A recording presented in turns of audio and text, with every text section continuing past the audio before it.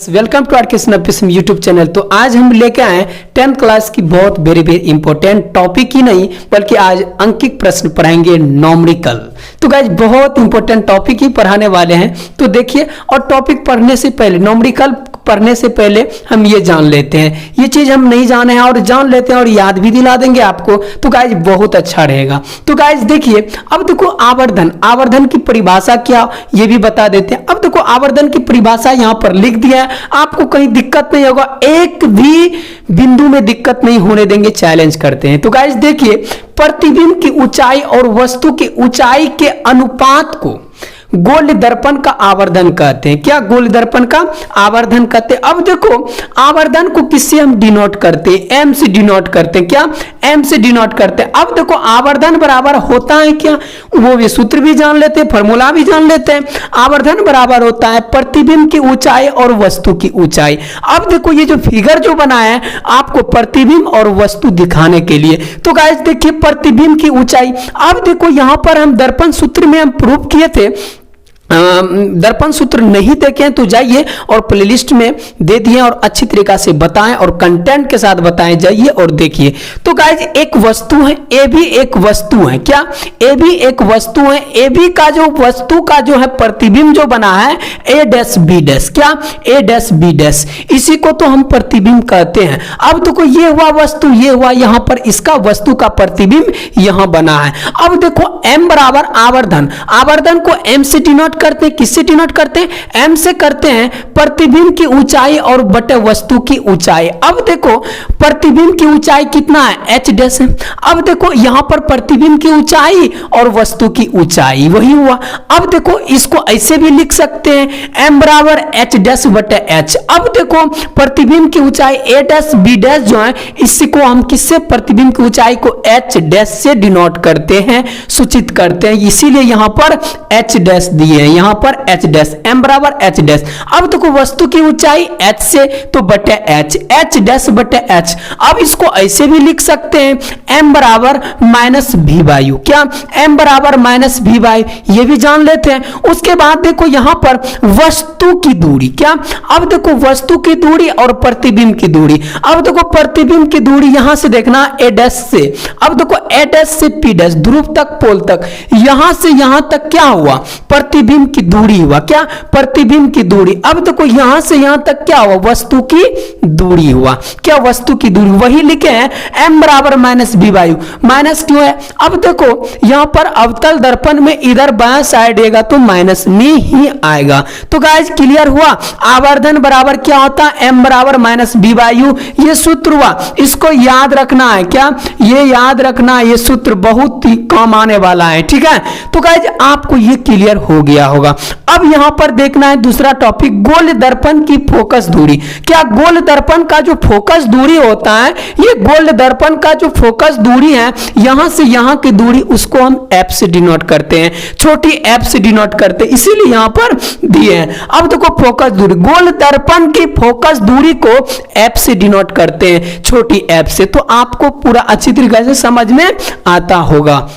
तो देखिए उसकी वक्रता त्रिज्या, अब देखो उसकी वक्रता त्रिज्या जो है आर से डिनोट करते हैं। क्या आर से डिनोट करते हैं, क्या आर से डिनोट करते हैं। अब देखो यहां पर फिर से देखना है भाई, गोल दर्पण की फोकस दूरी एफ और उसकी वक्रता त्रिज्या आर की आधी होती है, अर्थात एफ बराबर क्या, एफ बराबर आर बाई 2, आर की आधी होती है। क्या अब यहां पर क्या लिखे, गोल दर्पण की फोकस दूरी एफ उसकी वक्रता त्रिज्या आर की आधी होती है। क्या यहां पर आधी नहीं हुआ है, हुआ है ना, आर की आधी हुआ। अब देखो ये बात आपको समझ में आ गया होगा और अच्छी तरीका से क्लियर हो गया होगा। तो अब देखो ये भी दर्पण सूत्र, मिरर फार्मूला भी इस पे बता देते हैं, कुछ इस पे भी हम कुछ 1/f बराबर 1/b प्लस 1/u। अब देखो ये फोकस दूरी हुआ। क्या ये फोकस दूरी हुआ, क्या यह एक फोकस दूरी है, क्या यह एक फोकस दूरी है, ये प्रतिबिंब की दूरी है, ये वस्तु की दूरी है। ये क्लियर भाई, इतना मेहनत करो, बस ये नहीं कि मतलब एग्जाम में आ गया इतना नंबर ला लिया, ऐसा वैसा नहीं। जिंदगी में टॉपर बनो भाई, एकदम दिमाग में लाओ और कंटेंट के साथ ऐसा पढ़ो कि एक दूसरे को भी पढ़ा देना है। ठीक है गाइज, 10th क्लास में फेल हो गया जो लड़का, लेकिन क्रिकेट नहीं छोड़ा, क्योंकि उसकी एक चीज उसकी खतरनाक थी, दुनिया हिला दिया रे। उसी महाराष्ट्र गवर्नमेंट ने बच्चा 10th क्लास में फेल किया था। 10th क्लास में क्या किया था? फेल किया था। उस 10th क्लास के किताब में सचिन तेंदुलकर फर्स्ट चैप्टर का नाम डालना पड़ गया। यह है एक चीज, यह है एक कंटेंट, यह है बेसिक, और इस तरह पढ़ना है कि एकदम मिसाल बन जाना है। अब देख लेना, और फर्स्ट चैप्टर 10th क्लास में भारत रत्न सचिन तेंदुलकर का पहला नाम है। तो गाइज ये बहुत अच्छी तरीके से क्लियर हो गया होगा। तो बस जिंदगी में टॉपर बनना है, क्या जिंदगी में टॉपर बनना है। उसके बाद न्यूमेरिकल भी बताएंगे, तो गाइज देखते रहिए और बहुत अच्छी तरीके से बताने वाले हैं। तो देखिए कुछ और टॉपिक है, एक बता देते हैं। तो गाइज ये बहुत इंपॉर्टेंट टॉपिक है, इसको याद रखना है। इसमें कंफ्यूज बहुत सारे मतलब कि स्टूडेंट होता है, तो गाइज कंफ्यूज नहीं होना है। ठीक है, तो गाइज ये भी क्लियर कर देते हैं। ठीक है, तो देखिए गाइज एक अवतल दर्पण है और उत्तल दर्पण है। ठीक है, अवतल दर्पण और उत्तल दर्पण। अब देखो यहां पर वक्रता केंद्र, यहां पर फोकस, ये ध्रुव है जिसको हम इंग्लिश में पोल कहते हैं, हिंदी में ध्रुव कहते हैं।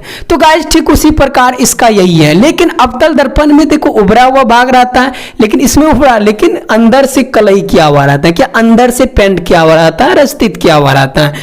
तो गाइस देखिए यहां पर देखिए, अब देखो ये अवतल दर्पण, जब अवतल दर्पण की लेफ्ट साइड रहेगा तो वस्तु क्या रहेगा, वस्तु का चिन्ह क्या रहेगा, प्रतिबिंब का चिन्ह क्या रहेगा, फोकस का क्या चिन्ह रहेगा, तो ये बताने वाले हैं। अब देखो यू, अब देखो वस्तु दूरी को यू से डिनोट करते हैं। अब देखो इसमें अवतल दर्पण में क्या यू बराबर क्या हो जाएगा, वस्तु की दूरी क्या हो जाएगा, माइनस में हो जाएगा, क्या माइनस में हो जाएगा, ये याद रखना, क्या माइनस में होगा। उसके बाद प्रतिबिंब की दूरी क्या माइनस प्लस दोनों में होता है, दोनों में होता है। अब देखो कैसे, अब देखो लेफ्ट साइड रहेगा तो बायां साइड रहेगा तो क्या होगा। अब देखो जैसे कि प्रतिबिंब यहां पर बी बराबर, यहां पर ले लिए बी बराबर, अब देखो बी, अब देखो लेफ्ट साइड रहेगा तो वास्तविक उल्टा बनता है, क्या आप भी जानते हैं और बताते आ रहे हैं। ठीक है, वास्तविक उल्टा होता है। अब देखो इधर माइनस रहेगा, क्या इधर माइनस रहेगा, इधर जब बनेगा वो माइनस रहेगा, और उसके बाद प्लस, इधर जब बनेगा तो प्लस रहेगा। ठीक है, ये बात क्लियर। काल्पनिक सीधा बनेगा, क्या यहां पर लिख दिए पूरा अच्छी तरह, काल्पनिक सीधा, इधर प्लस बनेगा तो इधर जितना भी रहेगा तो प्रतिबिंब की दूरी क्या होगा, इधर प्रतिबिंब जब रहेगा प्लस में ही रहेगा, हर हमेशा ये याद रखना। ठीक है, इधर जब प्रतिबिंब रहेगा बायां साइड तो क्या होगा, प्रतिबिंब माइनस में और वास्तविक होगा और उल्टा होगा। तब उसके बाद इधर जब रहेगा तो काल्पनिक और सीधा बनेगा। ठीक है, अब इसका चिन्ह क्या रहेगा, प्लस, प्रतिबिंब का भी का क्या रहेगा चिन्ह, तो क्या रहेगा, तो प्लस रहेगा। ये बात क्लियर हो गया। अब देखो फोकस की बात आया, अब देखो फोकस एफ बराबर, अब देखो इधर लेफ्ट साइड रहेगा तो बायां साइड रहेगा तो माइनस का चिन्ह रहेगा, तो बात क्लियर हो गया। तो क्लियर, तो उसके बाद इसमें आते हैं। अब देखो उत्तल दर्पण में क्या, अब देखो उत्तल दर्पण में ये हुआ फोकस दूरी, ये वक्रता केंद्र, ये ध्रुव हुआ। अब देखो u बराबर क्या हो जाएगा, u वस्तु की दूरी क्या माइनस हो जाएगा, v क्या हो जाएगा प्लस हो जाएगा, f क्या हो जाएगा प्लस में ही रहेगा। तो ये बात सिर्फ याद रखना है, तो गाइज कहीं दिक्कत नहीं होगा न्यूमेरिकल में और अंकित प्रश्न में। तो गाइज अब चलते हैं अंकित प्रश्न और लेते हैं, और क्या अंकित प्रश्न में है और न्यूमेरिकल अच्छी तरीके से आपसे बनेगा, ये सब पूरी अच्छी तरीके से कंटेंट और लेक्चर देखे होंगे तो ध्यान से, तो आपसे बनेगा। देखते हैं न्यूमेरिकल, जानते हैं न्यूमेरिकल अंकित प्रश्न कंसेप्ट इज पावर से आप भी जानते हैं, और ये भारतीय वन का फर्स्ट नंबर का सवाल है, प्रकाश का परावर्तन, रिफ्लेक्शन ऑफ लाइट का। तो गाइस देखते हैं और अच्छी तरीके से। अब सबसे पहले सवाल को पढ़ना है, प्रश्न को पढ़ना है, तब उसके बाद न्यूमेरिकल आपसे सॉल्व होगा अच्छी तरीके से, और कंटेंट के साथ आपको बताएंगे, एक एक स्टेप बताने का कोशिश करेंगे। तो गाइस देखिए, एक अवतल दर्पण की फोकस दूरी 20 सेंटीमीटर है।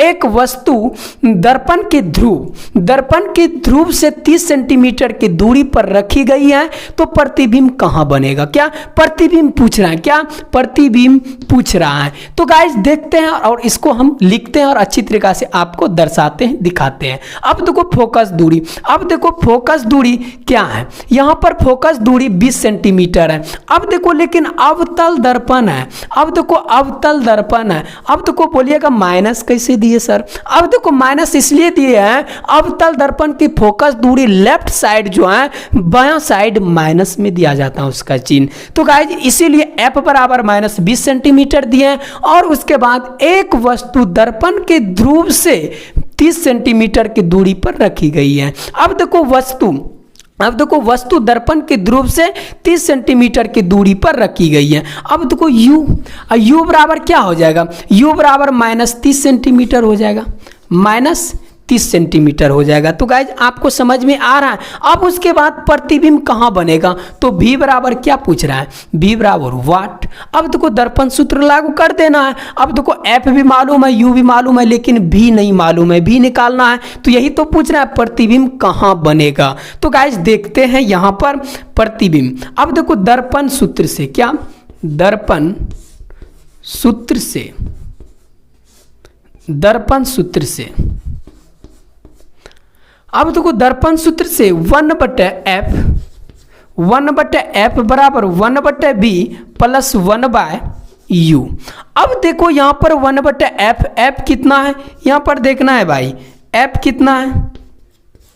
अब देखो f कितना है? माइनस 20 सेंटीमीटर, यहाँ पर माइनस 20 सेंटीमीटर देंगे। अब बराबर 1/v कितना है? नहीं मालूम है तो नहीं देंगे। अब देखो प्लस u कितना है? माइनस 30 सेंटीमीटर, u माइनस कितना है? Minus 30 centimetre. ये क्लियर हो गया। अब देखो यहाँ पर हल करते हैं आप।